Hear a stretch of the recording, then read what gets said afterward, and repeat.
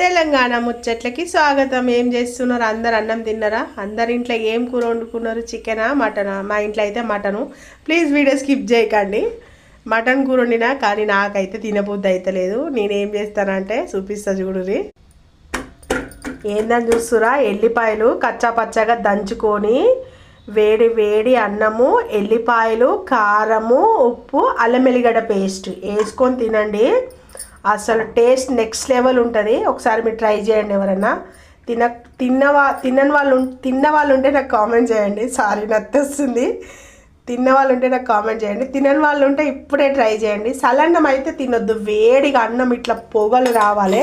చూడండి, వేడి అన్నము వేడిగా ఉంటేనే మూతొస్తలేదు. వేడిగా ఉంటేనే టేస్ట్ అనేది ఎవరన్నా ఇట్లా తింటే నాకు కామెంట్ చేయండి. మస్తు ఉంటుంది.